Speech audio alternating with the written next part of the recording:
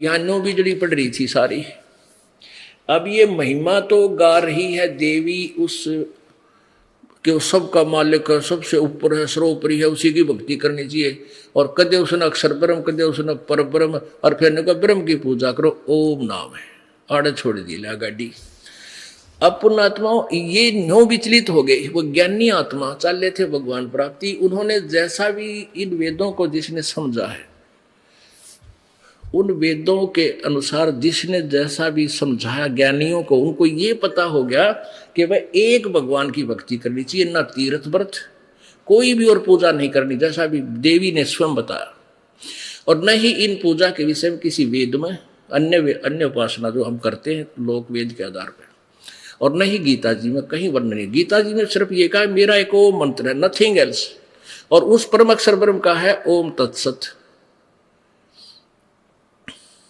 ओम ब्रह्म का है सीधा मंत्र, और तत्सत सांकेतिक है, ये तत् ब्रह्म का, और सत ये परम अक्षर ब्रह्म का मंत्र है। ये दास बताएगा, इस पृथ्वी पर किसी के पास ये मंत्र नहीं है, और इसके बिना मोक्ष नहीं हो सकता।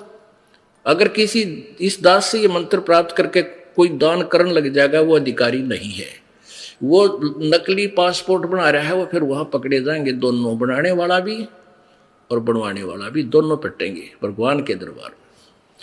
वो झूठे गुरु हैं जो ऐसा नकली नाम खुद देने लग जाएंगे। अब क्या स्पष्ट हुआ? 7वें अध्याय के 18वें श्लोक में यूं कहा है कि अर्जुन, ये ज्ञानी आत्मा मुझे, 17वें में कहा ज्ञानी आत्मा मुझे पसंद है और ज्ञानियों को मैं, क्योंकि उनको ये ज्ञान हो गया कि भगवान की प्राप्ति के लिए मनुष्य जीवन मिला है, उस परमात्मा एक की भक्ति करने, उसका ओम नाम है, दैट्स ऑल। अब वो पूर्ण परमात्मा का मंत्र ओम मान के लागेगी जाप करना। ओए होए। और फिर क्या हुआ? 7वें अध्याय के 18वें श्लोक में कहा कि ये ज्ञानी आत्मा है तो उदार अच्छी आत्मा है, लेकिन ये मेरे वाली अनुत्तम घटिया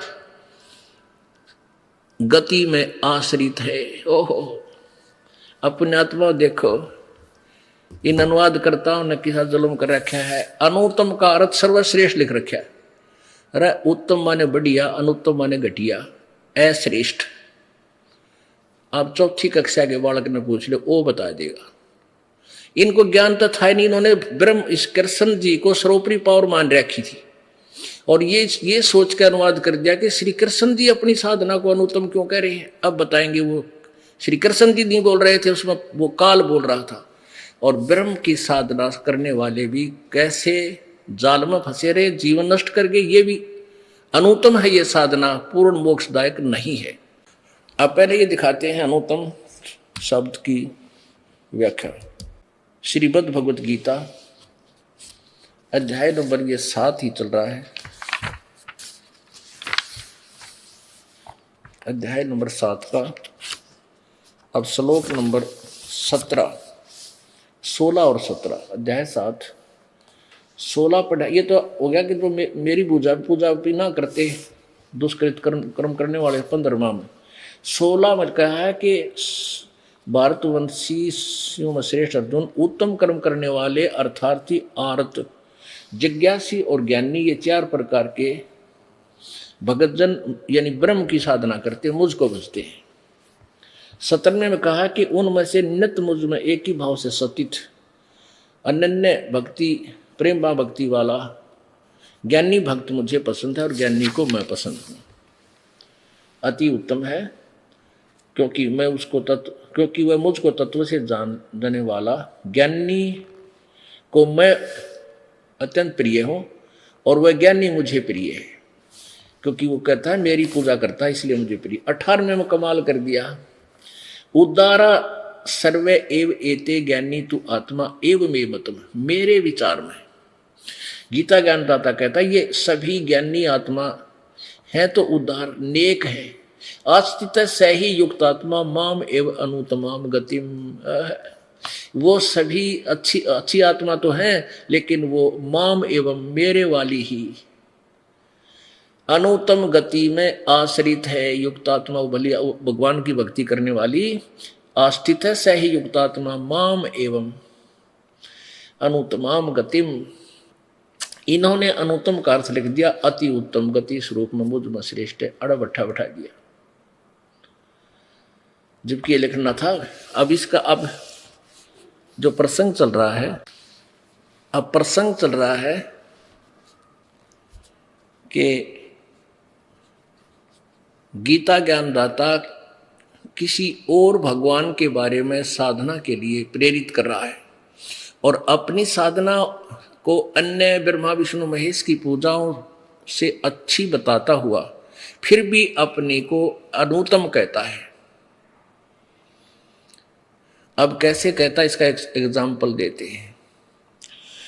एक चुणक नाम के ऋषि थे, उस ज्ञानी आत्मा में विवेक हुआ कि भी भगवान प्राप्ति के लिए मनुष्य शरीर प्राप्त हुआ।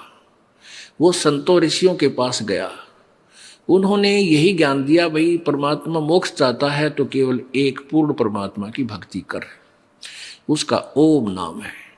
और जैसे ब्रह्मा जी जब कमल के फूल पर प्रकट हुए, उस समय इस काल ने आकाशवाणी की ब्रह्म ने कि तप करो तप करो। 1000 वर्ष तक ब्रह्मा ने तप किया। तो ब्रह्मा जी ने विष्णु और शिव को बताया, फिर सारे ऋषियों को बताया कि ये आकाशवाणी मैंने सुनी पूर्ण परमात्मा की। वो बोल रहा था काल। और फिर उसके बाद क्या हुआ कि पूर्ण परमेश्वर ने ये 5 वेद श्री इसमें काल भगवान में फीड कर दिए, इसको प्रेरित किया। फिर इसने 4 तो निकाल दिए, 4 वेद तो प्रकट कर दिए जो ब्रह्मा ने मिले, ब्रह्मा जी को मिले, और 5वां वेद नष्ट कर दिया जो कबीर परमेश्वर ने स्वयं आकर बताना पड़ा, जो कबीर वाणी है, सच्चिदानंद घन की वाणी। तो ब्रह्मा जी ने वेद तो 5-6 मिले, पहले वो आकाशवाणी सुन ली। अब वेदों का ज्ञान, उसमें ओम मंत्र और आकाशवाणी तप करो, ये परमात्मा की और वाणी मान के इन दोनों की खिचड़ी बना ली। ओम नाम का जाप करें और हठ योग तप करने लगे सारे। ये काल का जाल है, तपस्या करने वाला कभी सफल नहीं हो सकता। इसलिए परमेश्वर कबीर जी ने कहा कि सहज समाध लग बतावे, सो सतगुरु मन भावे। सहज समाधि है, काम करते करते भगवान के सिमरण में ध्यान रखे, that is meditation of the saints. ये हमारे भगवान संतों का ध्यान है, ये मेडिटेशन है। हठ योग कर 2-2 घंटे बैठा रहा, ये नहीं, या 20-20 हजार लाख वर्ष बैठ गए, उनने कुछ ना पाया, आखिर में ये गड़ गए उल्टे सुलटे कर, इनसे नहीं। तो उस टोनक ऋषि ने इसी खिचड़ी ज्ञान के आधार से ओम नाम का जाप शुरू किया, फिर हठ योग करने लग गया, हजारों वर्षों तक तप किया। तो उसमें फिर ये सिद्धि आ गई, ये एटम बम बन जाते हैं, सिद्धि प्राप्त कर लेते हैं तपस्वी। फिर एक दूसरे के ऊपर उन तीरों को छोड़ते हैं, जो सबसे अच्छा तीर मार देता है, किसी का हानि गणी पहुंचा देता, वो फिर प्रसिद्ध हो जाता, दुनिया उसका पीछे लग जाती है, वो प्रभु पाक जाता, मैं ऋषि बन जाता है। वो तरह का जो अब चुणक ऋषि के पास सिद्धि गणी होगी। एक मान धाता चक्रवर्ती राजा था, उसने अपना घोड़ा छोड़ रखा था, इसने जो पकड़ लेगा उससे वो मेरे से युद्ध करे। अब क्योंकि समय का अभाव शॉर्टकट में बताया गया था। तो उस ऋषि ने कहा उन सैनिकों से, जो घोड़ा घूम रहा था खाली, सैनिकों से सैनिक भी 7,000 की संख्या में, सैनिकों से पूछा भाई घोड़ा क्यों नहीं, इस पे बैठते क्यों नहीं? तो उन्होंने सारी कहानी बताई कि राजा मानधाता चक्रवर्ती का राजा है, घोड़ा है, इसको कोई नहीं बैठ सकता, इसने जो पकड़ देगा उसको राजा के साथ युद्ध करना पड़ेगा। और हम सारी पृथ्वी पर घूमे, किसी ने नहीं पकड़ा। अब राजा, उस ऋषि ने सोची राजा को तो अभिमान हो गया, इसको सीधा करना चाहिए। अब काल के करे है, इनको पहले तो एटम बम बनाओगा, गलत साधना करवा के, रिमोट फिर उस काल के हाथ में, प्रेरणा कर दी। अब ऋषि जी हो गया अकड़ गए तैयार। अच्छा, किसी में हिम्मत नहीं। वो राजा के सैनिक अभिमानी होते हैं, वो कहने लगे किसकी माँ ने दूध पिलाया है जो हमारे राजा की घोड़ा पकड़ दे, 72 करोड़ सेना है। तो ऋषि जी के उठी कुकड़ ने बोला भाई यदि मैं पकड़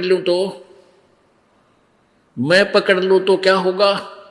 तो सैनिक बोले रे कंगाल, तेरा दाने तक खाने की झोपड़ी में बैठा, और तेरी क्यों सात बोल दे रही है, तेरी क्यों सहमत आई है, और तू क्यों पंगा मोल ले पड़ा रह, बैठ जा दिशा से।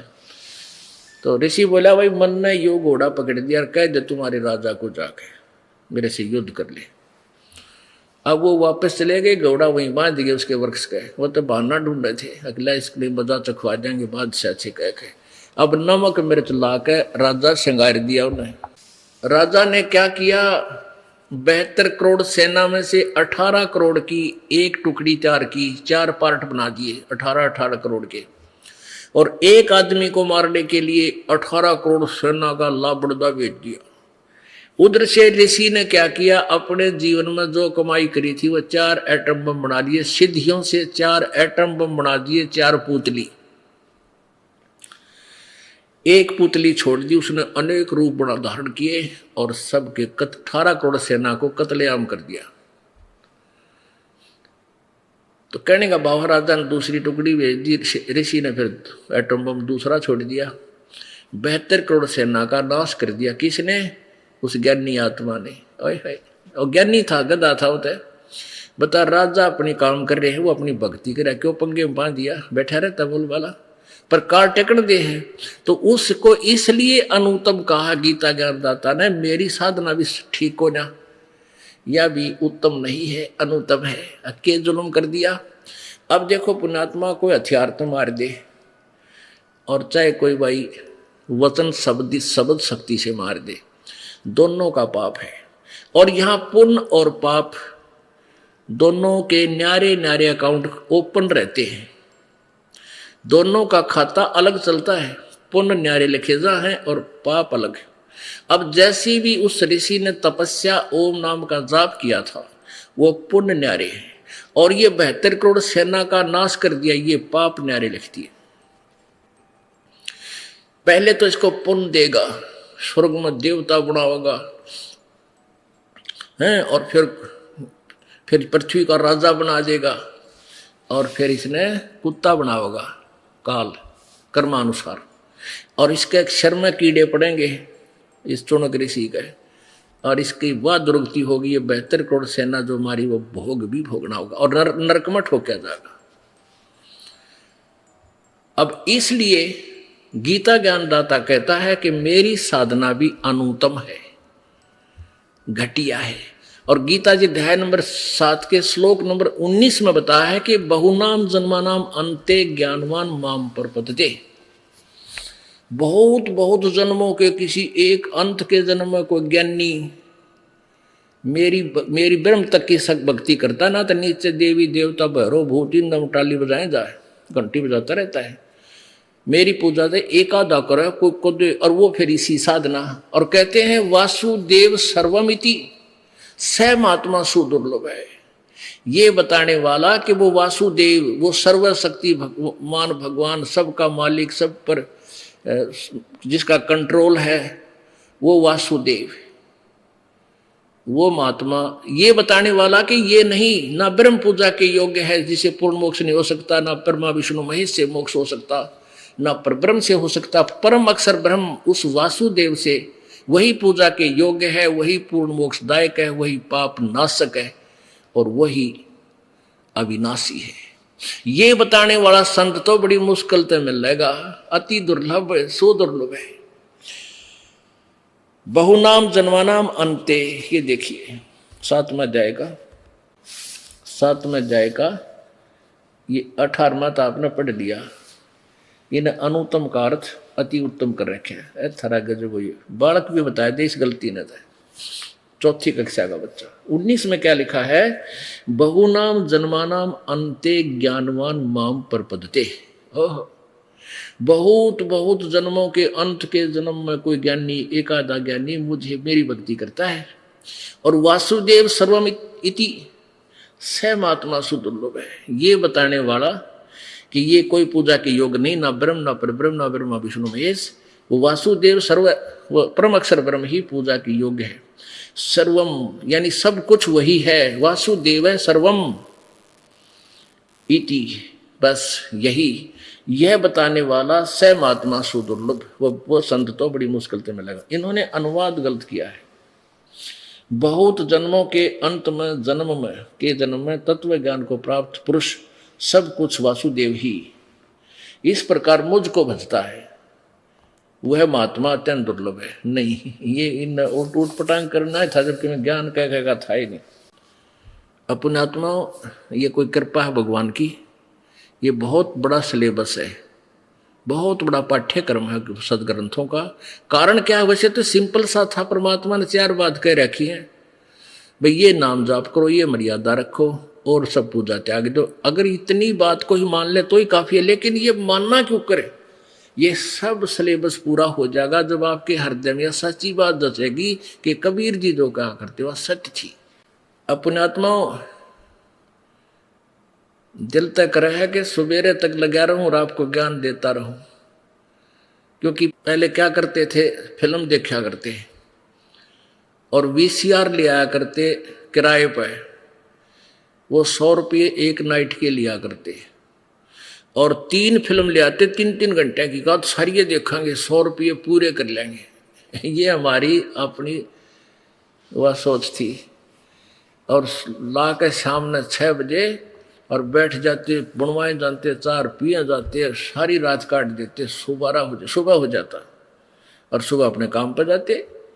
और अब पुण्यात्मा ये अमृत ज्ञान वर्ष है, इसमें घंटा 2 घंटे 3 घंटे आपने न्यू बिना बेरा पट्टेगा गए की, क्योंकि ये खुराक है आत्मा की और वह मन की खुराक है। एक फिल्म ने एक बार देख ले, दूसरा ना देख सकता है, मन कहना और लाओ, ये तो मन राजा है। और इस ज्ञान को 1,00,000 बार सुन लेना, आत्मा ज्यों की तो प्यासी रहेगी, क्योंकि स्वस्थ आत्मा को बार बार भूख लगती है प्रभु की इस अमरवाणी की, इस ज्ञान की। अब यहाँ प्रसंग चल रहा है पुण्यात्मा, देखो ये सर्दी का मौसम और रजाई आपके पास रखी है, ना गर्मी है ना सर्दी है, ये बसंत का मौसम।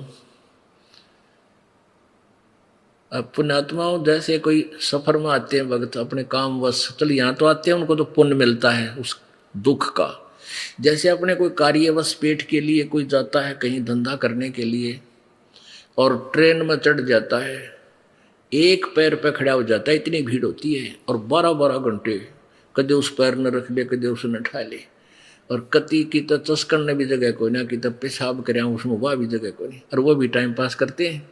वो तो हमारा एक मजबूरी, और यहाँ परमात्मा की दया है, खा के देसी घी का माल और बैठ के भगवान की वाणी सुनो खातिर बता, बिछे बिछाए मैट, परमा इतना तो बटेऊ की भी ना वो जो सेवा होती इतनी आपकी प्यारी आत्माओं की परमात्मा हम दासों से करवाते हैं, क्योंकि आप इतने प्रिय हो प्रभु को। और फिर ये अमृत सुनान लाग रहे ज्ञान जो ब्रह्मा विष्णु महेश देवताओं को भी ना पता था, आप कितनी पुण्यात्मा हो, इसका कोई पैमाना हम लगा नहीं सकते, कितनी अच्छी आत्मा हो। और जो लेट आवेंगे उतनी पछतावेंगे, देख लेना आप। आज तक वो बने बैठे हैं टीटी पाक रहे हैं, अब ना हमारे गुरु जी से ही बताओ। और जब ये चांदना होगा ना तत्व ज्ञान का, ये सूर्य उदय होगा, जब दिखेगा तो तेरा गजब मर गया भाई। यानी 30-30 साल उम्र खो दी जिन बोली आत्माओं ने, नकली संतों के पास अब आ रहे हैं और रो रहे हैं बुरी तरह, हे भगवान क्या बनता हमारे इस जीवन का। परमात्मा कबीर जी कहते हैं, तारा मंडल बैठ कर ये चांद बड़ाई खावे, उदय हुआ जब सूरज का ये स्यों तारों छुप जावे। ये नकली ज्ञान, नकली भगवान, इस परमात्मा के यथार्थ ज्ञान का, तत्व ज्ञान का जब सूर्य उदय होगा, ये कितने दिखे भी को नहीं, अपना अच्छे भी ना लगे। तो ये उदय हो रहा है, अब सूर्य उदय हो रहा है ना, तो अभी प्रकाश थोड़ा होता है, और जब ये शिखर में आ जाएगा फिर देखना है क्या बात कही, पूरा विश्व में रोशनी होगी। अब परमात्मा कबीर जी 600 वर्ष पहले यही बताया करते थे, पर कौन समझ में आई? क्यों नहीं आई? क्योंकि नकली गुरुओं ने ये बात आड़े अड़ा दी कि कबीर जी अशिक्षित है, संस्कृत भाषा नहीं जानता, ये वेदों गीता और पुराणों के बारे में नहीं जानता, ये झूठ बोल रहा है। ये ब्रह्मा विष्णु महेश के माता पिता बता रहा है ये दुल्हा, ये धोखेबाज व्यक्ति है, इसकी बातें मत मानो। और 600 वर्ष पहले उस परमेश्वर ने यही वेदों और गीता का ज्ञान दिया था। क्या बताया था? धर्मदास ये जग बोराना, कोई न जाने पद निर्वाणा। ओहो, निर्वाण पद यानी पूर्ण मोक्ष मार्ग की पद्धति, पूर्ण मोक्ष मार्ग। पद निर्वाण माने पूर्ण मोक्ष मार्ग, पूर्ण मोक्ष की पद्धति यानी वे ऑफ वर्शिप, पूजा की विधि से कोई परिचित नहीं है। इसलिए मैंने तुझे सृष्टि रचना सुनाई है। अब कल आपको सृष्टि रचना सुनाएंगे, उसी के आंशिक कोड वर्डों में गद्य भाग पद्य भाग सुना रहे हैं परमात्मा की वाणी का। ये वह सच्चिदानंद घन की वाणी है जो गीता जी अध्याय नंबर 4 के श्लोक नंबर 32 में कहा है, ब्रह्मणे मुखे, जो सच्चिदानंद घन की वाणी से मैं लिखा हुआ है। वहां पर अनुवादकर्ताओं ने गलत किया है। गीता जी अध्याय नंबर 4 के श्लोक 32 के मैं ब्रह्मणे का अर्थ वेद कर दिया इन्होंने, नहीं। गीता जी अध्याय नंबर 17 के श्लोक नंबर 23 में ब्रह्मणे का अर्थ उन्होंने ही लिखा है सच्चिदानंद घन ब्रह्म, यानी गीता ज्ञानदाता से कोई और सर्वशक्तिमान। तो यहाँ ब्रह्मणे का अर्थ भी हमने वही करना पड़ेगा। ये सच्चिदानंद घन की वाणी ये दास बता रहा है, जो परमेश्वर ने स्वयं आकर के बोला था। धर्मदास ये जग बोराना, कोई न जाने पद निर्वाणा। यही कारण मैं कथा पसारा, जग से कहिए वो राम न्यारा। अपनी महिमा आप गावे भगवान, आप आरती आप साजे, आप किंगर आप बाजे, आप ताल झांझनकारा, आप नचे आप देखण हारा। अब कौन सुना उस परमेश्वर की समृद्ध ज्ञान ने? काल ने सबको मिसगाइड कर रखा है। आप दास बने, आप भगवान बने, आप संत बने, आप ही एक नेक शिष्य बने। महर्षि रामानंद जी के पास ऐसे खड़े हो जाते थे प्रभु जाकर के, वो हमें शिक्षा देते हैं कि गुरु के सम्मुख वचन ना कहे, सो से रहनी गहनी शुक्ल है।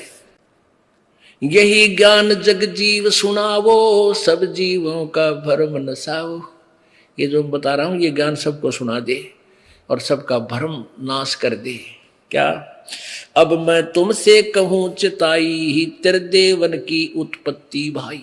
तीनों देवता ब्रह्मा विष्णु महेश की उत्पत्ति बताता हूं कैसे हुई, इनका कैसे जन्म हुआ। तू कह ये अविनाशी है और तुम तेरे पुराण बताओ ये नाशवान है। गीता जी श्रीमद देवी भागवत 3 स्कंद पृष्ठ 123 पे खुद विष्णु जी कह रहे हैं कि हमारा तो जन्म और मृत्यु होता है, हम अविनाशी नहीं है, और तू हमारी माता है। अब मैं तुमसे कहूं चिताई, तेरे देवन की उत्पत्ति भाई। कुछ संक्षेप कहूं गहुराई, सब संशय तुमरे मिट जाई।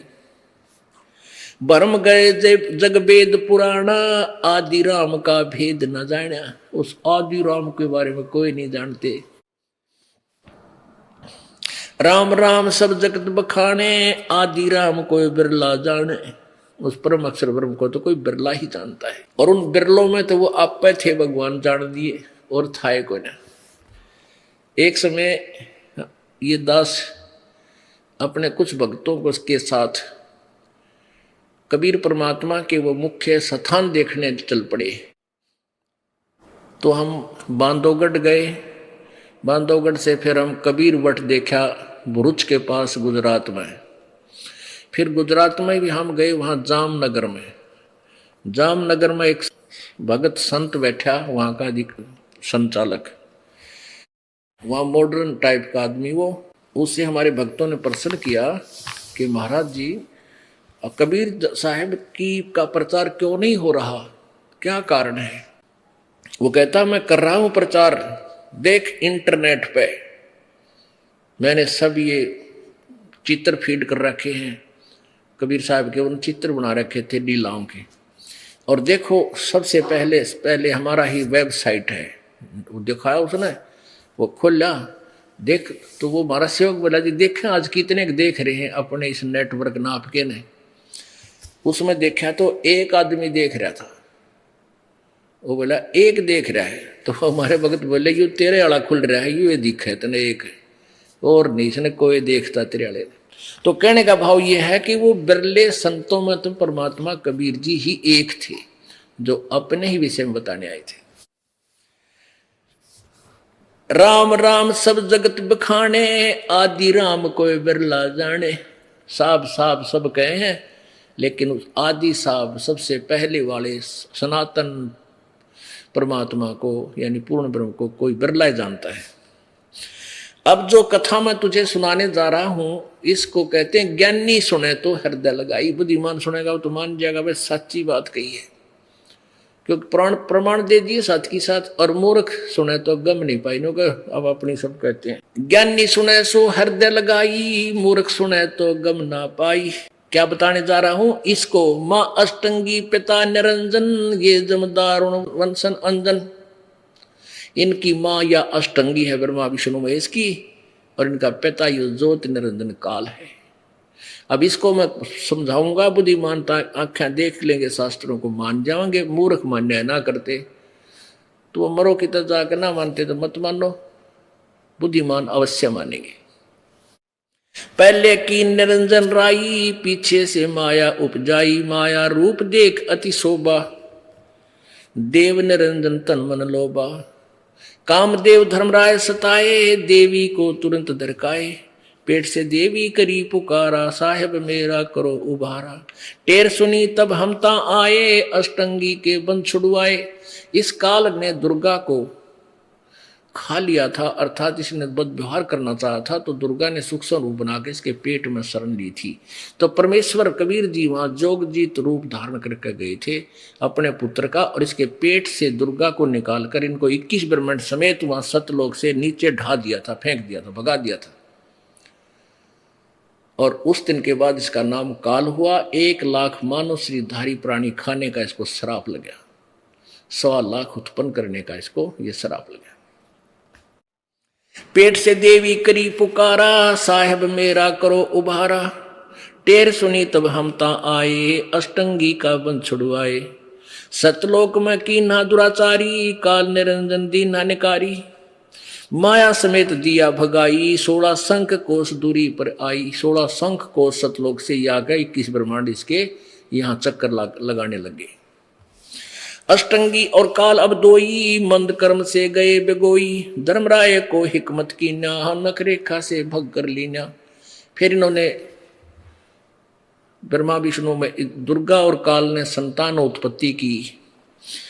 धर्मराय की ने भोग विलासा, माया को रही तब आशा। गर्भवती हुई दुर्गा, 3 पुत्र अष्टंगी जाए, ब्रह्मा विष्णु शिव नाम धराए। ओए होए होए, 3 देव विस्तार चलावे, इनमें यो जग धोखा खावे। ये तीनों देवता रजगुण ब्रह्मा सतगुण विष्णु तमगुण शिव जी, ये इस काल के ढमढमे ने चला रहे साजबाज ने, और ये जीव इस इन्हीं में धोखा खा रहे, इन्हीं की पूजा करके इन्हीं उलझे रहते हैं। 3 लोक अपने सुत दीन्या, सुन निरंजन बादशालीन्या। ये तीनों लोक पृथ्वी पाताल और स्वर्ग देकर ये स्वयं ब्रह्म लोक में जाकर बैठ गया, ये यहीं अपने घूमते रहते हैं। 3 लोग अपने पुत्रों को दीना, सुत मन पुत्र को। 3 लोग अपने सुत दीना, सुन निरंजन बादशालीन्या। अलख निरंजन सुन ठिकाना, ब्रह्मा विष्णु शिव भेद न जाना। ब्रह्मा विष्णु महेश को भी ब्रह्म के बारे में जानकारी नहीं, अपने पिता के विषय में वो नहीं जानते, कौन है, कैसा है, कहाँ है, क्योंकि ये इनसे भी छुप कर रहता है, क्योंकि इसको 1 लाख मनुष्य शरीरधारी प्राणी खाने पड़ते हैं। और जब ब्रह्मा विष्णु प्रत्यक्ष देखने कद्दे भी ना करें इस काम में, हाथ खड़ा करते हैं, और ऐसा जुल्म। 3 देव सो उसको धावे, निर्जन का वो पार न पावे। ये तीनों देवता भी ध्यान लगाकर परमात्मा प्राप्ति करना चाहे हैं, और जो साधना वेदों वर्णित है उससे परमात्मा प्राप्ति नहीं हो सकती। इसलिए इन्होंने आखिर में कह दिया भगवान निराकार है। अलख निरंजन बड़ा बटपारा, 3 लोक जीव करे आहारा। 3 लोक के जीवों को खाता है, ये बड़ा ठग है ज्योति निरंजन। ब्रह्मा विष्णु शिव नहीं बचाए, सकल खाए पुन धूल उड़ाए। ब्रह्मा विष्णु महेश को भी खाएगा। हो एक ब्रह्मा की मृत्यु होगी। एक ब्रह्मा की मृत्यु कितने जन्म होगी? 100 वर्ष है इसके। एक वर्ष कितना है? 1008 चतुर्युग का दिन और इतनी रात्रि। 1008 चतुर्युग, एक चतुर्युग में 43,20,000 वर्ष। ओए होए होए। और 1000 वर्ष का हम सब मानते हैं इसको। 1000 वर्ष की 1000 चतुर्युग का दिन, इतनी रात्रि, 30 दिन रात का महीना और 12 महीने का एक वर्ष ब्रह्मा जी का। 100 वर्ष की आयु। 51वां वर्ष ब्रह्मा का चल रहा है। 49 भी पूरे होंगे, ब्रह्मा जी मरेगा। फिर 7 ब्रह्मा मरेंगे। 7 ब्रह्मा की मृत्यु के बाद फिर ऐसे एक विष्णु मरेगा। 7 विष्णु की मृत्यु के बाद एक शिव की मृत्यु होगी। और 70,000 ये शिव मर जाएंगे तो ब्रह्मलोक में रहने वाले काल की मृत्यु होगी। फिर एक ब्रह्मांड का विनाश होगा। ये सभी प्राणी दूसरे इसके ब्रह्मांड में चले जाएंगे। दुर्गा का भी ऐसे नाश होगा।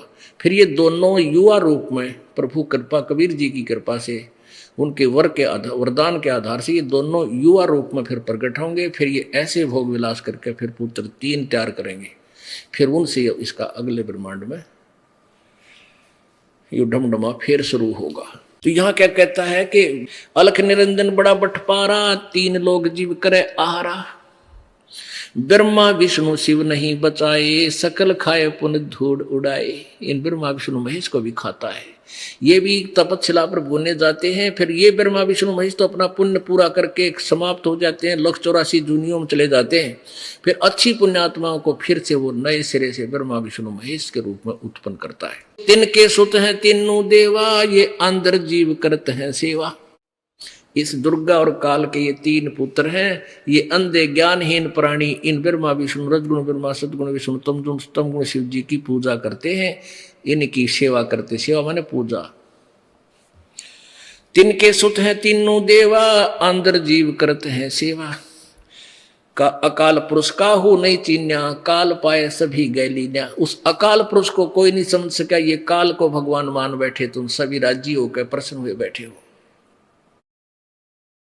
काल ब्रह्म सकल जग जाने, आदि ब्रह्म को ना पहचाने। 3 देव और अवतारा, ताको भजे सकल संसारा। ये 3 देवता ब्रह्मा विष्णु महेश और इनने के अवतारों को सारा संसार पूजा कर रहा है, इनकी भक्ति कर रहा है। 3 गुणन का ये विस्तारा, धर्मदास मैं कहूँ पुकारा। देख ले, वो गीता वाला ज्ञान भगवान ने लाकर लास्ट में कर दिया कबीर जी ने। गुण तीनों की भक्ति में ये भूल पड़ो संसारे, कहे कबीर निज नाम बिना भई कैसे उतरो पार। बोलो सतगुरुदेव की जय। परम पिता परमात्मा पूर्ण ब्रह्म, सारी सृष्टि के रचनहार, कुल मालिक कबीर देव, कबीर परमेश्वर, ये वही परमेश्वर हैं जो बनारस में जुल्हे की भूमिका करने के लिए सत्यलोक से आए थे।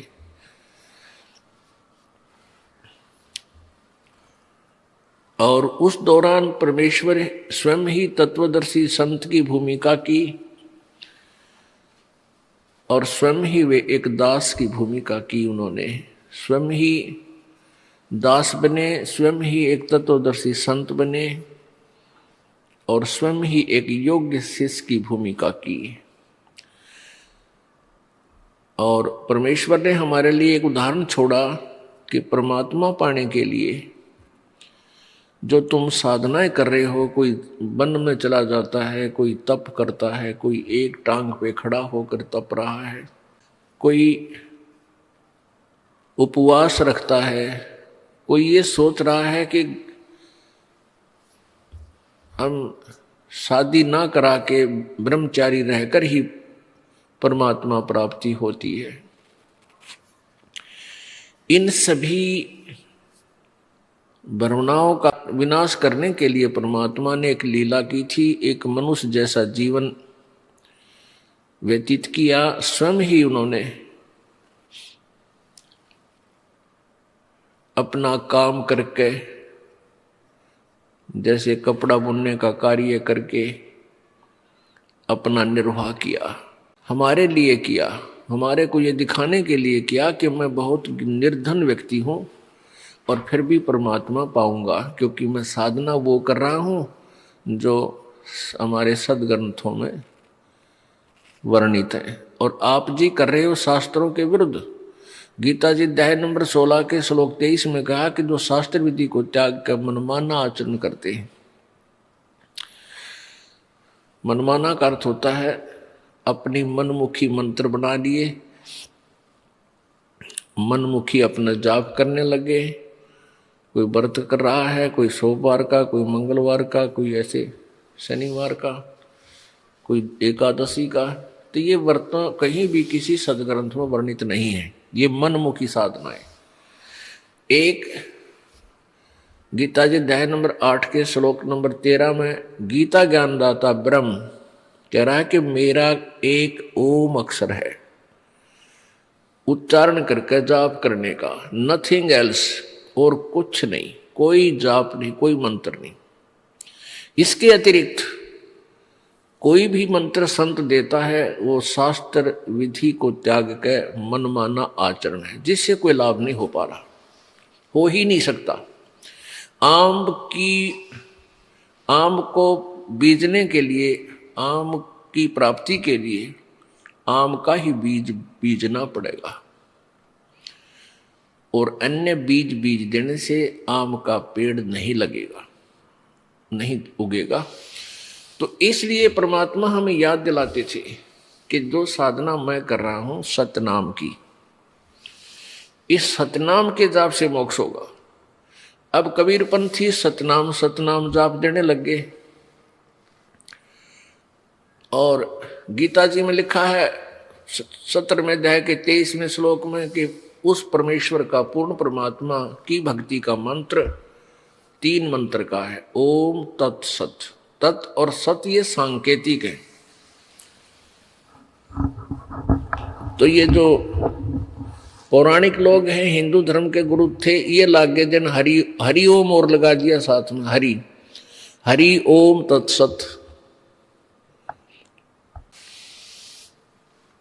अब ऐसे ये बात बिगड़ी रही अभी तक, मानव समाज परमात्मा से लाभ प्राप्त नहीं कर सका, निर्धन हो गए, बीमारियों ने घेर लिया। परमात्मा के विधान में लिखा है कि यदि प्रभु की सच साधना की जाए, सतमन शास्त्र अनुकूल, तो परमेश्वर हमारे सब रोगों का नाश कर देता है।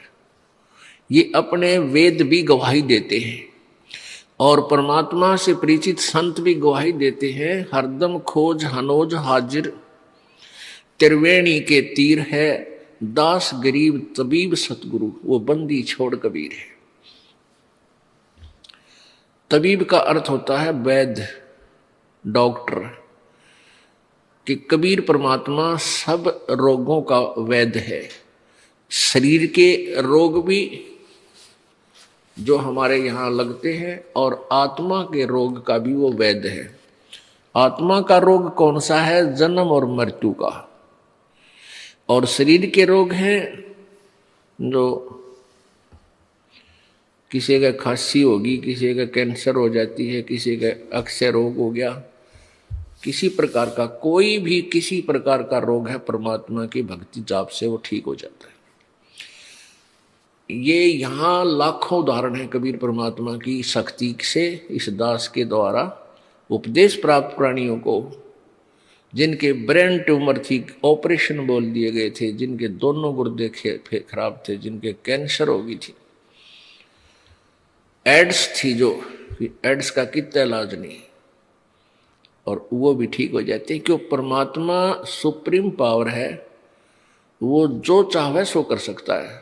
गरीबदास जी ने अपने परमेश्वर कबीर जी की महिमा कलम तोड़ बताई है और सत्य बताई है।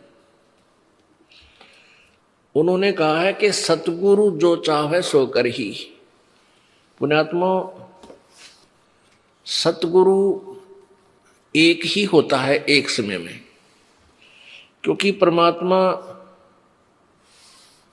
जब स्वयं आए थे कबीर जी, 64 लाख उनके शिष्य थे, उन्होंने किसी को भी नाम और किसी व्यक्ति को अधिकारी नहीं बनाया उपदेश देने का, यानी गुरु पद प्राप्त करने का अधिकार नहीं दिया।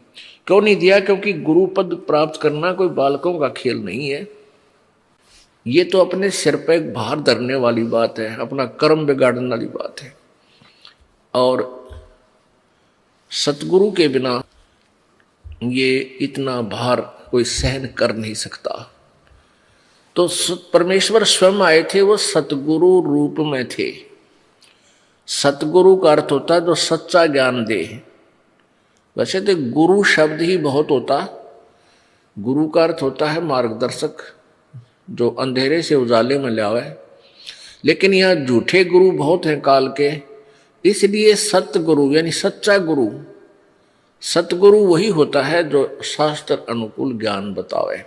तो वो केवल परमेश्वर कबीर जी ही थे, उससे पहले ना किसी ऋषि के पास ज्ञान था, ना किसी मंडलेश्वर के पास ज्ञान था। तो इसलिए वो भगवान ही थे, स्वयं परमात्मा। तो सतगुरु खुद परमात्मा ही होते हैं, और या फिर अपना विशेष कृपा पात्र प्रतिनिधि वो भेजते हैं, तो वो सतगुरु होता है। वो उस सतगुरु के अतिरिक्त कोई उस पृथ्वी पर उस समय सतगुरु अन्य नहीं हो सकता। तो वो सतगुरु परमात्मा कबीर जी आए थे, तो उन्होंने गरीबदास जी ने कहा कि सतगुरु जो चाहे सो कर ही, कबीर परमात्मा, क्योंकि उनके सतगुरु वही थे। सतगुरु जो चाहे सो कर ही, 14 कोट दूत जम डर ही, ऊत भूत जम त्रास निवारे, और चित्रगुप्त के कागज फाड़े। कर्म के जो पाप हैं, प्रारब्ध कर्म है, उन्हें कहते चित्रगुप्त यानी धर्मराज ने जो लिख रखी है तुम्हारे प्रारब्ध में आपका संकट, उसको काट देगा परमात्मा, उन कागजों को खत्म कर देगा। आपको प्रमाण देते हैं कि परमात्मा घोर पाप को भी काट देता है, परमात्मा रोग का भी नाश कर देता है, और परमात्मा मरे हुए जीव प्राणी को भी धर्मराज के लोक से छुड़वा सकता है। आपको दिखाते हैं ऋग्वेद के अंदर, क्योंकि कबीर परमात्मा ने कहा है कि वेद मेरा भेद है और मैं वेदन में नाही, पर भाई जौन वेद से मैं मिलूँ वेद जानते नहीं। ये वेद जो है मेरी ही महिमा का गुणगान कर रहे हैं, मेरे विषय में जानकारी दे रहे हैं, लेकिन मैं इन वेदों में नहीं हूं, चारों में। 5वां वेद जो सूक्ष्म वेद है, उसमें मेरे पाने की विधि, मेरी वे ऑफ वर्शिप लिखी है, तो वो चारों वेदों में नहीं है। इसलिए वो तत्वदर्शी संत का प्रत्येक सदग्रंथ में वर्णन किया, जैसे कुरान शरीफ, पवित्र कुरान शरीफ, सूरत फुरकानी 25 और उसकी आयत नंबर 52 से लेकर और 59 तक, 59 तक ये वर्णन किया है कि कबीर परमात्मा है। और कुरान शरीफ का ज्ञान देने वाला अल्लाह कह रहा है अपने रसूल को, अपने नबी हजरत मोहम्मद को कि ए मोहम्मद, ए पैगंबर, तो इन काफरों का कहा मत मानना, क्योंकि ये कबीर पर विश्वास नहीं लाते, ये कबीर को भगवान नहीं मानते, आन उपासना देवी देवताओं की कर रहे हैं, फरिश्तों की। और मैं जो तुझे ज्ञान दे रहा हूं, मैं तुझे जो ज्ञान दे रहा हूं इस कुरान शरीफ में, इन बातों पर तू पूरा विश्वास रखना। वो कबीर परमात्मा है, इसके लिए तू संघर्ष करना। अब ये इन मुसलमान भाइयों ने इसका कबीर का अर्थ बड़ा लिख दिया अनुवाद करते समय। कुरान शरीफ क्या हिंदी में जब अनुवाद किया है तो इन्होंने लिख दिया वो बड़ा बड़ा अल्लाह, बड़ा भगवान, यानी कबीर का अर्थ वो बड़ा मानते हैं। अब कोई शब्द है, किसी का भी नाम है भगत का, वो उसका अर्थ तो बनेगा ही बनेगा कुछ ना कुछ, लेकिन वो नाम भी है उस व्यक्ति विशेष का। तो उसमें ये लिखा कि ये वही परमात्मा है जिसने 6 दिन में सृष्टि रची, 7वें दिन तख्त पर जा बैठा, विराजमान हो गया। और ये परमात्मा सब गुनाहों को माफ कर सकता है, यानी सब पापों का नाश कर सकता है, अपराधों का। उसकी खबर किसी बाखबर से पूछ देखो, बाखबर, वेल नोन, यानी तत्वदर्शी संत से पूछो। तो इससे सिद्ध है कि पवित्र कुरान शरीफ का ज्ञान भी कंप्लीट नहीं है, पूर्ण नहीं है। इसलिए पूरा मुसलमान धर्म भी उस पूर्ण परमात्मा के पूर्ण मोक्ष मार्ग से वंचित है। क्योंकि इसलिए तो अल्लाह ने, जो जिसको मुसलमान धर्म अल्लाह मानता है, मुसलमान भाई, और हजरत मोहम्मद जी जिसको अपना अल्लाह मानते थे, जो कुरान शरीफ का ज्ञान दे रहा है, वो कहता है वो परमात्मा और है, और उसकी खबर किसी बाखबर से पूछ देखो। यानी गीता, कुरान शरीफ का ज्ञानदाता भी उस परमेश्वर के बारे में परिचित नहीं है। ऐसे ही पवित्र श्रीमद् भगवत गीता जी में लिखा है 4th अध्याय के 34वें श्लोक में कि उस तत्व ज्ञान को, उस पूर्ण परमात्मा के बारे में जो जानकारी दी गई है उस तत्व ज्ञान में, उस तत्व ज्ञान को किसी तत्वदर्शी संतों के पास जाकर पूछ, समझ, उनको दंडवत प्रणाम करने से, प्यार कपट छोड़कर प्रसन्न करने से वो तत्वदर्शी संत तुझे तत्व ज्ञान का उपदेश करेंगे। पवित्र यजुर्वेद अध्याय नंबर 40 के श्लोक नंबर 10 से 12 तक 2 बार प्रमाण दिया है कि जो कोई तो परमात्मा उस पूर्ण ब्रह्म को, क्योंकि वेदों का ज्ञान ब्रह्म बोल रहा है, ये काल बोल रहा है, जैसे गीता जी बोला उसी ने, और वो कह रहा है कि उस परमात्मा के विषय में, पूर्ण भगवान के विषय में कोई तो जन्म लेने वाला, यानी साकार में मनुष्य की तरह, जैसे राम कृष्ण आदि का को भगवान मानते थे, माँ से जन्म लिया। कोई कहता है कि नहीं, वो जन्म ही नहीं लेता, वो तो कभी प्रकट ही नहीं होता। कहते इसका विशेष ज्ञान, सही ज्ञान, यथार्थ ज्ञान तत्वदर्शी संत बताते हैं, उनसे पूछो। तो इससे भी सिद्ध हो गया कि वेद ज्ञान कंप्लीट नहीं है, लेकिन ये नहीं कह सकते कि वेदों का ज्ञान गलत है। जैसे एक सिलेबस होता है, मैट्रिक 10वीं तक का जो सिलेबस है, पाठ्यक्रम है, वो जो ज्ञान है वो अपने सतर का है, वो कंप्लीट नहीं है, एमए और पीएचडी का नहीं है, उससे फिर आगे टीचर अलग होते। तो ऐसे ही परमात्मा कहते हैं कि वेद मेरा भेद है, पर मैं ना वेदन के माही, और जौन वेद से, उस तत्व ज्ञान से मैं मिलूं, ये वेद जानते नहीं। इन चारों वेदों में वो मार्ग नहीं। अब परमात्मा कबीर जी का भेद है वेदों में, वो क्या करता है, जैसा कि अभी गरीबदास साहिब जी ने अपने भगवान कबीर जी के बारे में बताया कि सतगुर जो चाहे सो कर ही, जो चाहे सो कर ही, 14 कोट दूत जम डर ही, ऊत भूत जम त्रास निवारे, और चित्रगुप्त के इस काल धर्मराज के कागज पाड़े। अब जैसा आपने सुना कि कबीर परमेश्वर ने, एक कमाल नाम का लड़का मुर्दा था, दरिया में बहता हुआ जा रहा था। शेख तकी, जो सिकंदर लोधी राजा दिल्ली के बादशाह का धार्मिक गुरु था,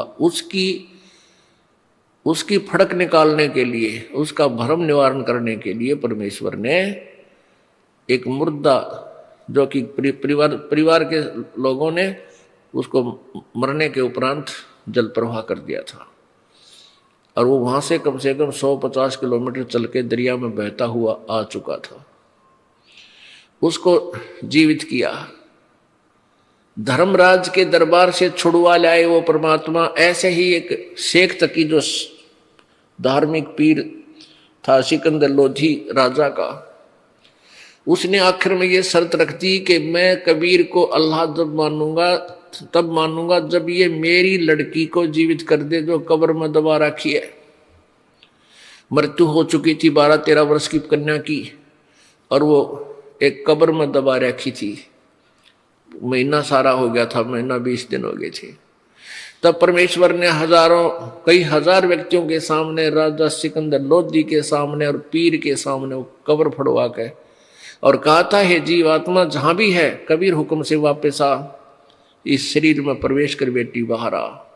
तुरंत ही वो लड़की जीवित होकर के परमात्मा के चरणों में दंडवत प्रणाम किया। बोलो सतगुरुदेव जय।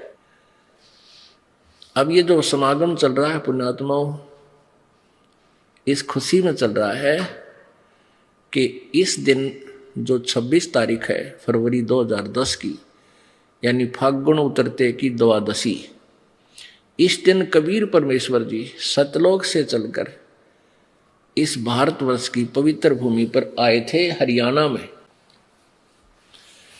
अपने आत्माओं, गरीबदास साहिब जी ने अपने परमात्मा के विषय में क्या बताया है और कैसे महिमा गाई है, प्रमाण दिया है। ये आत्मा अपने परमेश्वर से बिछुड़ गए इस काल के साथ आ गई और काल ने इसके साथ वो दुर्गति की है। यदि हम अब थोड़े से दिनों में जब ज्ञान हमें हो जाएगा, आप जी को, आपका कलेजा थर थर कांपा करेगा। हम कहाँ फंस गए और कहाँ के रहने वाले थे, यहाँ एक एक पैसे के भिखारी बने फिर रहे हैं और वहाँ हमारे कोई अभाव नहीं था किसी चीज का। अब क्यों ना हम वही चले, मृत्यु तो हमारी होगी, ये तो फाइनल है। तो मृत्यु होगी तो फिर हम फिर जन्म भी होगा। किनका होगा? जिनका हृदय यहीं के सुखों में, इन दुखों को सुख मानकर यहीं संपत्ति में, संतान में यहीं उलझा रह जाएगा। और इस ज्ञान से आपका हृदय यहां से हटाना है, सतलोक में जोड़ना है। जब आपकी आस्था 100% भगवान में हो जाएगी कि हमने यहाँ रहना नहीं, परमात्मा दोबारा जन्म ना दिए मेरे दाता, दोबारा जन्म होगा तो फिर ये दुर्गति फिर शुरू हो जाएगी आपकी जो अब हुई, तो फिर हम सतलोक पहुंच जाएंगे। लेकिन ये मन जो है ये सच्चाई की तरफ नहीं चलता, उल्टी साधना इसको बता दे करने को तैयार हो जाएगा। कत्ती बिल्कुल भी नागा नहीं करे, रोजाना बख्ते उठेगा, नहावा धोएगा और बैठ जाएगा न्यू करके, क्योंकि वो डले ढोने डोले, उसको पता है कि इसको कुछ मिलना है नहीं। पहाड़ों पे भेज देगा, ऊंचे पहाड़ों पर चढ़ जाएगा केदारनाथ में, इधर तक 2000 फुट गहरी खाई और 1.5 फुट का रास्ता, न्यू धीरे धीरे न्यू कर उसको ऊपर चढ़ जाएगा। हरीश ने न्यू कहते तो भक्ति करियो मंत्र मंत्र जब न्यू, फिर देखूंगा वो डट गया, फिर देखेंगे। तो इस प्रकार ये काल, ये मन जो है वास्तविकता को कम और नकल को शीघ्र ग्रहण करता है। अब परमात्मा कहते हैं कि आत्मा रोती हुई अपने भगवान से क्या प्रार्थना करती है।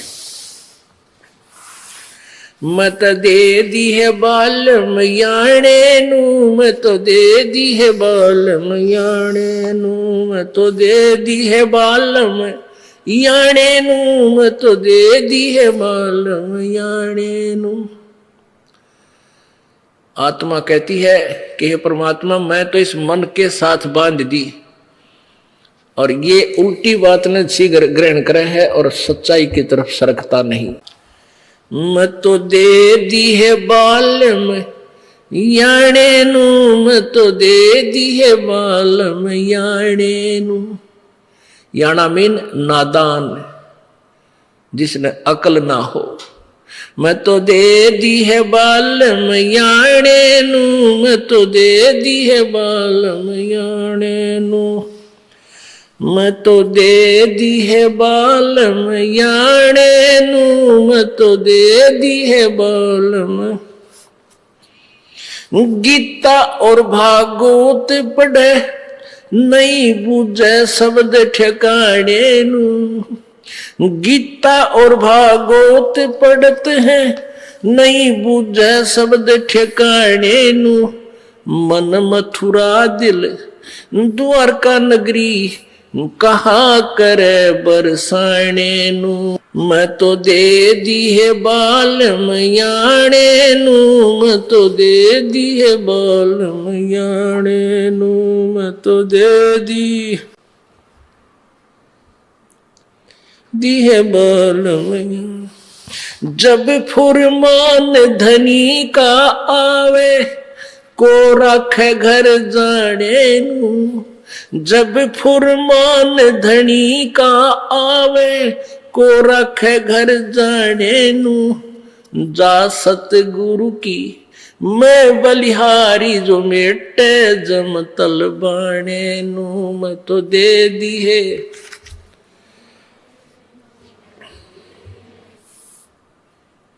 मैं तो दे दी है बालम याणे नू। मैं तो दे दी है बालम याणे नू।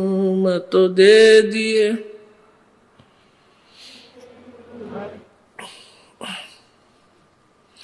उत्तर दक्षिण पूर्व पश्चिम ये फिरदा दाने दाने नू। उत्तर दक्षिण पूर्व पश्चिम ये फिरदा दाने दाने नू।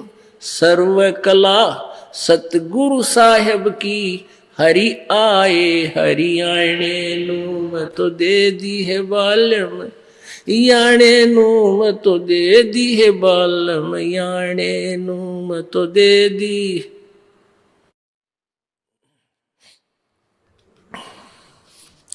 मैं तो दे दी है बालम याणे नू। मैं तो दे दी है बालम याणे नू। मैं तो दे दी है।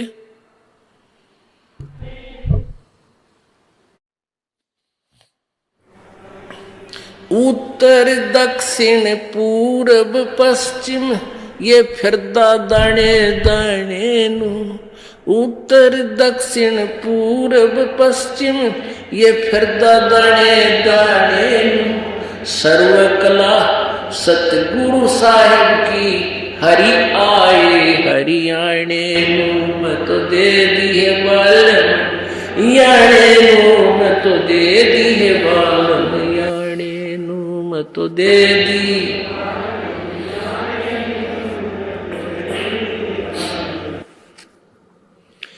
जम किंकर का राज कठिन है नहीं छोड़े राजा राणे नू। जम किंकर का राज कठिन है नहीं छोड़े राजा राणे नू। या दुनिया दा जीवन झूठा तुम भूल गए मर जाने नू। मैं तो दे दी है बालम याणे नू। मैं तो दे दी है बालम। मैं तो दे दी है बालम याणे नू। मैं तो दे दी है बालम याणे नू। मैं तो दे दी।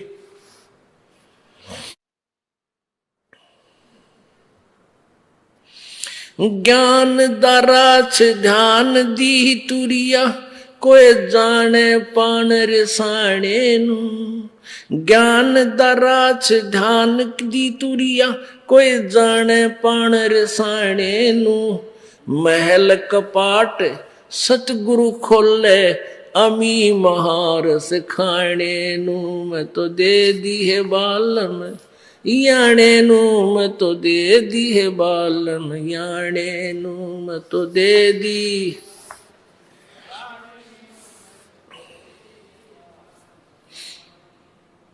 मैं तो दे दी है बालम याणे नू। मैं तो दे दी है बालम याणे नू। मैं तो दे दी है बालम।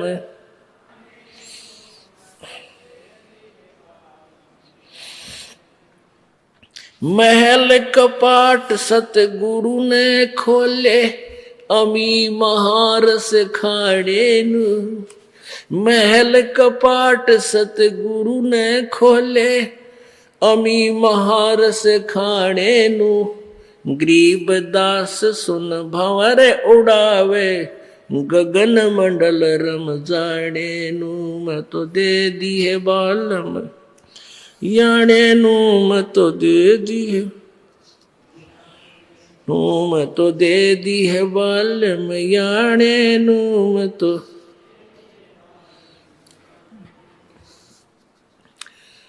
अब इसमें क्या बताया है?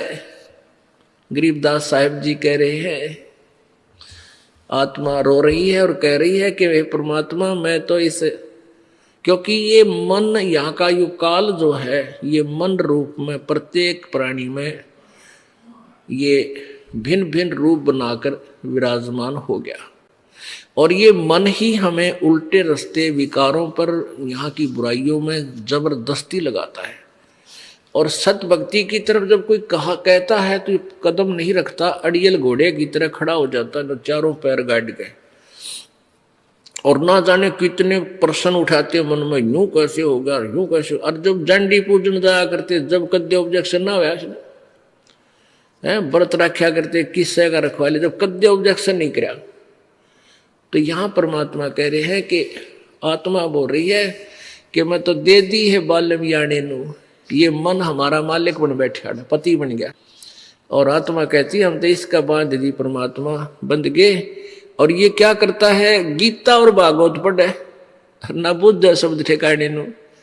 गीता पढ़ा करते, श्री मद भगवत देवी भागवत भी पढ़ते थे, पुराण पढ़ते थे, गीता जी भी पढ़ते थे पंडित लोग। और कह का बेरा नहीं ने क्या है का पता नहीं, वो सोच कर गोटे जाते, सुनाए जाते हैं, अपने मनमुखी ज्ञान सुना देते हैं। तो यहाँ परमात्मा कहते हैं कि जो साधना तुम करते हो, इससे तुम्हारा काल का जो जन्म मृत्यु का जो दुख है काल द्वारा दिया हुआ, ये समाप्त नहीं हो सकता। क्या कहते हैं कि जब फुरमान धनी का आवे और को रखे कर जाने नु, और जा सतगुरु की मैं बलिहारी जो मेटे जम तलवाने नु, उस सतगुरु, उस परम संत यानी परमात्मा ही वो सतगुरु रूप में आता है। और यदि अपने किसी खास रिप्रेजेंटेटिव को भेजता है तो प्रभु अपनी पावर उसको देता है। वो सतगुरु ही फिर परमात्मा के रूप में रोल करता है, प्रभु उसको साथ देता रहता है। अभी आपने वेदों में ऋग्वेद मंडल नंबर 10 सूक्त नंबर 161 के मंत्र 2 में आंखों देखा पढ़ा। वेद कहता है यदि किसी की मृत्यु निकट आ गई हो और उसने पकड़ने के लिए यम के दूत आगे पकड़ कर ले गए दूसरे लोक में, धर्मराज के दरबार में, तो परमात्मा उसको वहां से भी छुटाकर वापस ले आता है। वो कबीर भगवान है, कबीर देव है। तो यहां गरीबदास साहिब जी भी वही प्रमाण दे रहे हैं कि जब फुरमान धनी का आया को रखे घर जाने नू, कि जब यहाँ के मालिक का संस्कार अनुसार जब तुम्हारा समय पूरा हो गया, तुम्हें यहाँ से लेने के लिए फुरमान आएगा, वहां से आदेश आएगा। और फिर उसके साथ साथ क्या कह रहे हैं, जा सतगुरु की मैं बलिहारी जो मेटे जम तल बाड़े नु। इस काल का हुक्म आवे, मान लो उसका समय पूरा हो गया, मृत्यु होनी है, और परमेश्वर कबीर जी का नाम ले रखा है इस दास के माध्यम से, वो आएंगे लेने के लिए। परमात्मा रास्ते में पकड़ लेगा, इधर दिखा और भाग जा, हमने इसको इसकी आयु बढ़ा दी। कहते हैं जो मेटे जम तलबाने ने, तलबाना माने उसका हुक्म, जो काल के आदेश को रिजेक्ट कर दे, मैं उस सतगुरु पर बलिहारी हूं। वो केवल एक है, वो कबीर परमेश्वर है, और वही अपने भेजे हुए नुमाइंदे संत के माध्यम से वही कार्य करता है। जब फुरमान धनी का आया को रखे घर जाने नू, जा सतगुरु का शरणा लीजे जो मेटे जम तल बाणे नू। कहते उस संत की, उस सतगुरु की शरण ले जो उसके काल के आदेश को खत्म कर दे, भाग जाए यहां से। काल डरे करतार से, गरीबदास जी कहते हैं काल डरे करतार से, जय जय जय जगदीश से, जोरा जोड़ी झाड़ता पगरज डारे शीश। गरीबदास साहिब कह रहे हैं कि काल जो है कबीर परमेश्वर से डरता है और उसको जय जय जय जगदीश, उसके हाथ जोड़ता, उसके गुण गाता है। और ये मौत परमात्मा कबीर जी के जूते झाड़ती है, यानी उसके खास नौकर हैं, उसके आदेश बिना ये किसी पर अटैक नहीं कर सकते। और परमात्मा कबीर जी के जूते झाड़ के उसके पैरों की चरण अपने माथे को लगाती है। कहने का भाव ये है कि उस कबीर परमात्मा के हुक्म बिना हमारे भगत की मौत नहीं आ सकती, जब वो नियम में रहता है। जब लग हंसा हमारी आना, काल लगे ना तेरा बाण। कबीर परमेश्वर ने कहा था धर्मराज के दरबार में कि जब तक ये हंस मेरी आत्मा मेरी मर्यादा में रहेंगे, ये तम्बाकू जर्दा फीम नहीं खाओगे, शराब नहीं पीवेंगे, आन उपासना नहीं करेंगे, कोई भी बुराई नहीं करेंगे, तो मेरी मर्यादा में जो हंस रहेगा, मेरा नाम जाप करेगा ये मंत्र, तो काल का अटैक आप मेरे बच्चा पर नहीं हो सकता। जब लग हंसा हमरी आना, काल लगे ना तेरा बाण। बाण तेरा तीर नहीं लगेगा। ये तीर मार देता, कितना एक्सीडेंट करवा दे, किसी का हार्ट अटैक कर दे, किसी का कैंसर कर दे, किसी का और बीमारी कर दे, यानी उनको मार डालता है। तो फिर परमात्मा कहते हैं ऐसा तेरा अटैक नहीं हो सकता मेरी आत्मा पे। फिर क्या बताते हैं, उत्तर दक्षिण पूरब पश्चिम तो फिर दाने दाने नु। ये परमात्मा की तरफ में घर से निकलता है, कदे पहाड़ पर जाता है, कदे द्वारका में जाता है, कहीं फिर और जाता है, और फिर आप साधु बन बैठता है और एक एक पैसे न मांगता अंडे। फिर भगवान मिला कहाँ तुझे? कहते उत्तर दक्षिण पूरब पश्चिम फिर दाने दाने नु। ये सर्व कला सतगुरु साहेब की, हरि आए हरि आने नु। अब पुणात्मा आज से 250 वर्ष पहले लगभग ये कबीर परमेश्वर की महिमा की वाणी संत गरीबदास जी द्वारा प्रकट हुई थी, लिखी गई थी, बोली गई थी, लिखवाई गई थी। उस समय ये हरियाणा प्रांत अलग नहीं था। अब उस समय गरीबदास जी ने कहा था कि ये हरियाणा अक्षेत्र बनेगा, और इस हरियाणा इसलिए इसका क्षेत्र हरियाणा रख दिया कि यहाँ कबीर परमात्मा आए थे सतलोक से चलकर। हरियाणा यानी भगवान के आने का स्थल। अब कहते हैं सर्व कला सतगुरु साहिब की। कहते तुम वहां तुम ढूंढने जाते हो केदारनाथ में भगवान को, और भगवान आया छुड़ानी के खेतों में मुझे मिला करके, हैं? तुम भगवान को वहां ढूंढ रहे हो, वो मेरे पास आया। आया हरियाणे नु। अब यहाँ हरियाणा शब्द इसलिए पड़ गया कि यहाँ परमात्मा आए थे, हरि स्पेशल आए थे, और संत का आदेश वचन टल नहीं सकता। तो गरीबदास जी ने इसका नाम हरियाणा रख दिया। तो आखिर में ये आके सन 1966 में, अब यानी 30-40 साल पहले, ये पंजाब के विभाजन से हरियाणा क्षेत्र बना। तो ये हरियाणा इसलिए पड़ा कि यहाँ कबीर परमात्मा कबीर हरि आए थे, इस हरियाणा प्रांत में। जम किंकर का राज कठिन है, ना छोड़े राजा रानी नू, और यह दुनिया दा जीवन झूठा तो भूल गए मर जाने नू। तुम इस परमात्मा के यहाँ जो है छोटे झूठे सुख को, इसी को सुख मानकर तुम उस दिन को भूल गए, तुम्हारी मृत्यु भी होगी। अपनात्माओं, प्रत्येक व्यक्ति, जैसे किसी को कोई डेथ हो जाती है, वहां सभी जाते हैं, यही कहते हैं भाई एक दिन तो सब ने मरना है, क्यों चिंता करते हो। औपचारिकता सी करके आ जाते हैं, और लेकिन कबीर साहब कहते हैं मौत भूल गया बावड़े, मौत विसारी बावड़े, अचरज किया कौन, ये तन माटी में मिल जाएगा जो आटे में लो। ये कितना सुंदर शरीर जिसके ऊपर तो फूला फिरे, नरे कुकर्म करन लाग रहा, शराब पीवे, जर्दा खावे, मांस खावे, तम्बाकू फीम प्रयोग करे। इसमें ये कुबाड़ नहीं डालना था, इसमें तो काजू किस्मत सेब संतरे और देसी घी का हलवा, खीर, लड्डू, जलेबी ये खा। इसमें गोबर भरन लाग रहा, मांस वगैरह, तम्बाकू, अड़ंगा खावा। बताइए, यो भगवान का घर है, इसके अंदर सब देवताओं का वास है, परमात्मा का भी इसमें वास है। और भगवान के घर में कूड़ा करकट गिर का और उसत मांगे, फिर तू दुआएं कैसे देगा तुझे निकम्मे। तो परमात्मा कहते हैं मौत भूल गया बावड़े, इतना चाला कर दिया कौन है। सबसे बड़ा अचरज हम कर रहे हैं, हम अपने वो जाने का दिन भूल चुके हैं। इसलिए हम बुराइयां भी करते हैं, तो मस्बी तार दिया कर के कुकरम कर दिया, पैसे के लिए दूसरे की जान ले लेते हैं, क्योंकि हमने अपना मरना निश्चित को नहीं याद। वैसे तो सब कह देते हैं भाई मरना तो है, सबने एक दिन जाना है जाना है, ये तो ऊपर ले बनता है। जब पता लगेगा ना मृत्यु कैसे आने वाली है, निकट आएगी, जो मेरा पटा उससे पूछना, उस भगत से। कलेजा न्यू करे सारा दिन उसका, मर गया है मर गया, हाँ अब क्या होगा। एक समय एक भगत था गुरु जी का, और वो जाता था उस संत के पास। वो संत बहुत अच्छे सिद्धि वाले माने जाते थे कि वो जो बात कहते हैं सच्ची होती है।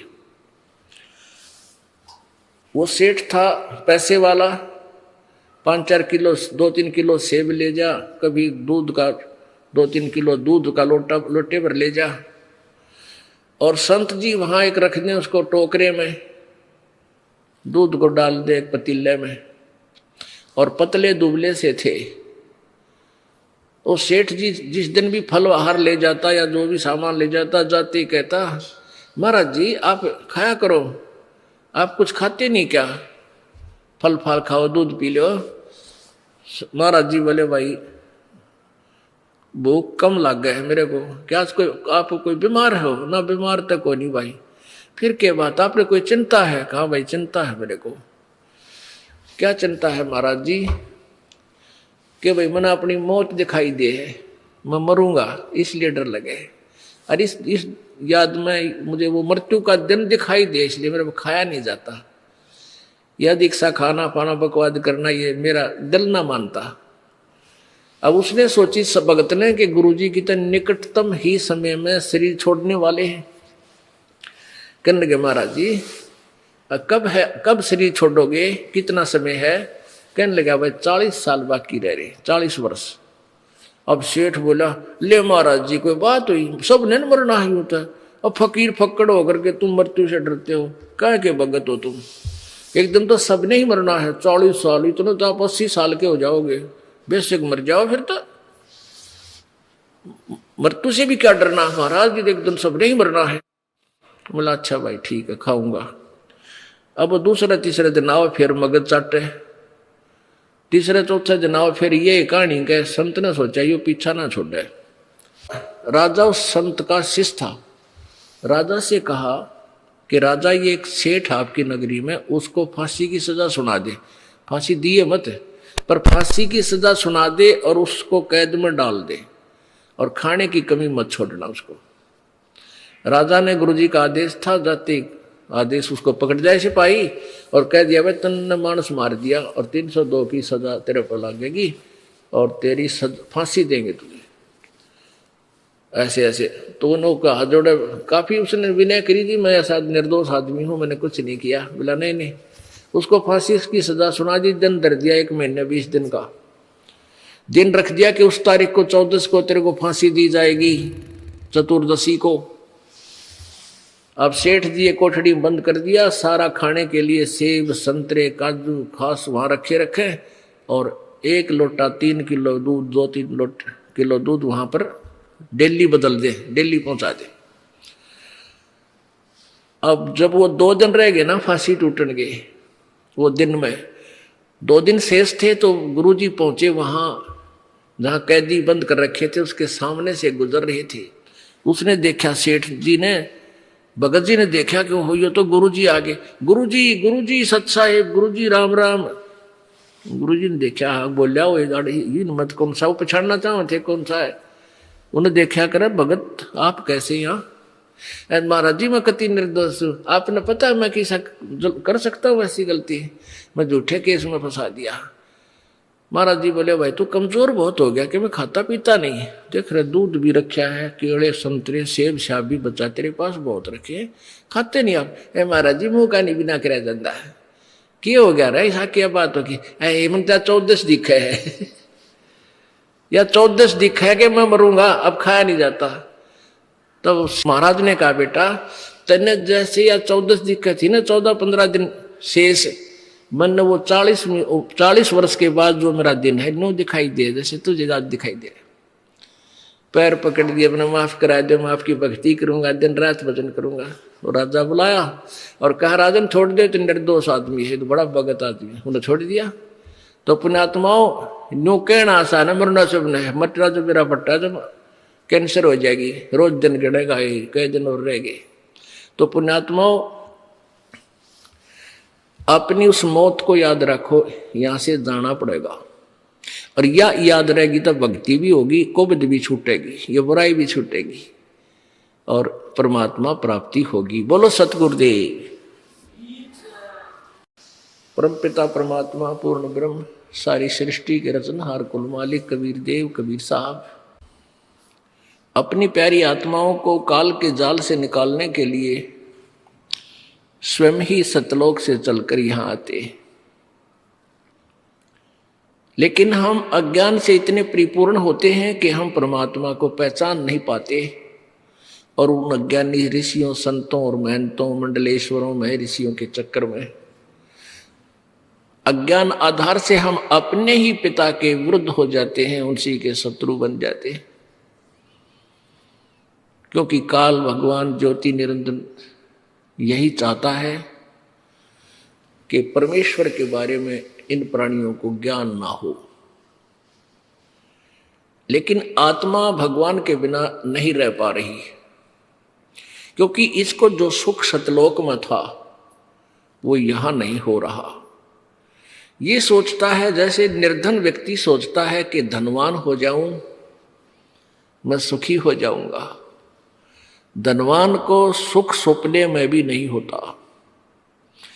अब वो सेठ धनवान समझता है कि ये राजा लोग सुखी होंगे, ये मंत्री बहुत सुखी है, लेकिन राजाओं को और मंत्रियों को भी स्वप्न में भी सुख नहीं हो सकता। राजा लोग सोचते हैं ये सुख तो कितना ऊपर ही होगा, स्वर्ग में। स्वर्ग का राजा देवराज होता है, देवताओं का राजा इंद्र। इंद्र का इतिहास पढ़कर देखो पुराणों में, एक पल भी सुख का सांस इंद्र को नहीं है। और इंद्र की पदवी समाप्त होने के बाद वो सीधा गधे की योनि में जाता है। इंद्र सोचता है कि ब्रह्मा विष्णु महेश सुखी है, ये यहाँ के मंत्री हैं। और ब्रह्मा विष्णु महेश का इतिहास पढ़ लो, जो सपने में भी सुख उनको हो। आपने श्रीमद देवी भागवत गीता प्रेस गोरखपुर से प्रकाशित यानी देवी पुराण में प्रथम स्कंद में प्रश्न नंबर 28 पर और 29 पर पढ़ा। भगवान विष्णु जी बता रहे हैं ब्रह्मा जी को कि मैं दुर्गा का ध्यान करता हूँ, कठिन घोर तप करता हूँ, और ज्यादा समय फिर मैं क्योंकि तपस्या करके सिद्धि आ जाती है, और फिर उन सिद्धियों से फिर राक्षसों को मारता हूँ, दुष्ट आत्माओं को मारता हूँ, भगवान विष्णु कह रहे हैं। और थोड़ा बहुत कोई समय मिलता है, सौभाग्य प्राप्त होता है, तो लक्ष्मी के साथ सुखपूरी समय बिता पाता हूँ, नहीं तो मैं ज्यादातर समय युद्ध में ही व्यतीत करता हूँ। तो कहाँ सुख हुआ श्री विष्णु जी को। और विष्णु जी का अवतार श्री रामचंद्र जी आए थे। जय श्री रामचंद्र जी को कभी सपने में भी सुख हुआ हो तो, और विचार कर लो, हम उनको भगवान मान रहे थे। जब युवा हुए, शादी होगी, विवाह होते ही वनवास हुआ, और वनवास में सीता जी का अपहरण हुआ। फिर रावण के साथ युद्ध हुआ, लाखों लोग मरे, करोड़ों व्यक्ति मारे गए। फिर सीता जी को वापस लाए, एक धोबी के व्यंग से गर्भवती सीता जी को घर से निकाल दिया। वो बेचारी कहीं कहीं भटकती हुई और वाल्मीकि महर्षि जी के आश्रम में जाके उस बेटी, उस माई ने शरण पाई। अब रामचंद्र जी राजा और परिवार उसके पास नहीं, ना जाने कहाँ दुख पा रहा है, तो वो व्यक्ति कभी भी सुखी नहीं हो सकता जिसका परिवार बर्बाद हो चुका हो। बताओ वो क्या सुख था। तो सारी पृथ्वी का राजा बन जावे, आग लगे इसे राज के। और फिर रामचंद्र रूप में उसने बाली को मारा था, सुग्रीव के भाई को, विष्णु जी ने अर्थात रामचंद्र जी ने। उसका प्रतिफल उसने स्वयं श्री कृष्ण रूप में आकर बदला दिया। एक शिकारी ने भगवान श्री कृष्ण के पैर में तीर मार कर उनका वध किया। और श्री कृष्ण जी का जीवन, पूरे जीवन का इतिहास देख लो, सारा जीवन दुख में है।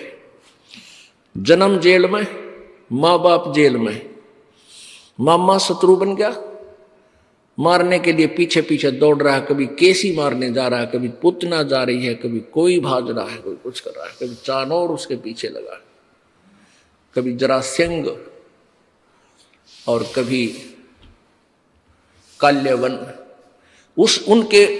उनके सताए हुए भगवान श्री कृष्ण जी और द्वारका बनाई अलग से समुद्र में एक टापू ढूंढ गए। वहां जाकर कुछ दिन वो राहत मिली। उसके बाद दुर्वासा के श्राप से पूरे यादव कुल का विनाश हो गया। और श्री कृष्ण जी के भी कई हजार पुत्र थे, परपोते थे, वो सभी मारे गए। और श्री कृष्ण जी भी अंत में तीर से मारे गए। तो कैसे सुख हुआ?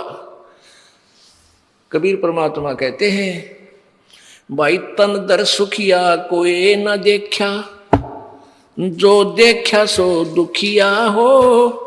उदय अस्त की बात करते हैं, मन सबका किया विवेक का हो, सबका किया विवेक का हो। तन दर सुखिया कोई न देखा, जो देखा सो दुखिया हो। उदय अस्त की बात करते हैं, मन सबका किया विवेक का हो, सबका किया विवेक का हो। भाई घाटे बाधे सब जग दुखिया, के गृहस्थी बैरागी हो।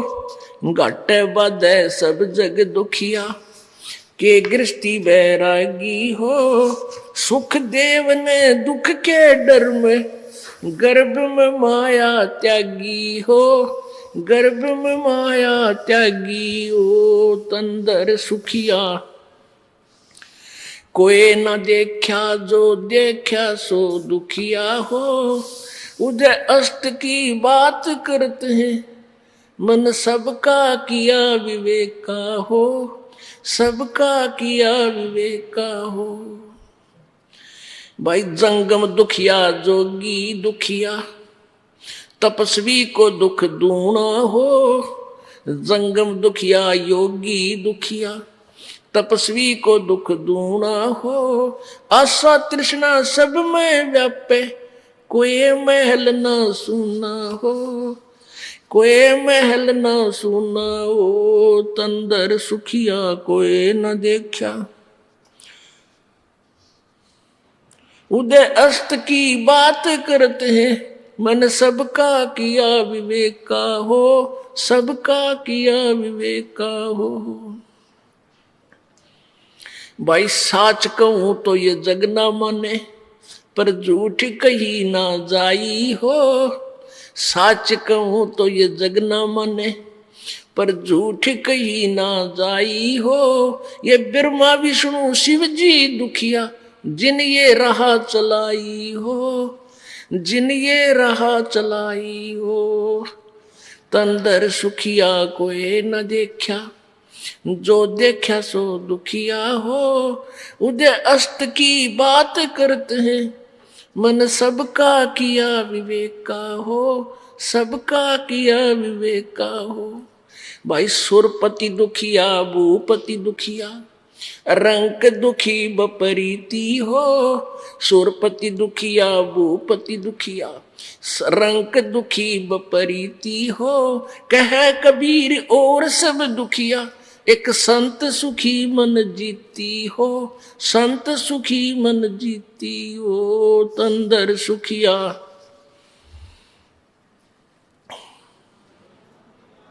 उदय अस्त की बात करते हैं, मन सबका किया विवेक का हो, सबका किया विवेक का हो।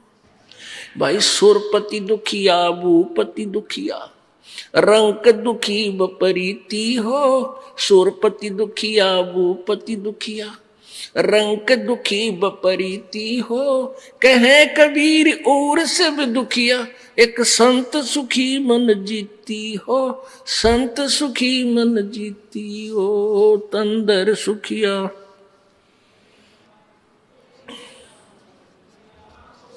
उदय अस्त की विवेक का हो, सबका किया विवेक का हो, सत साहेब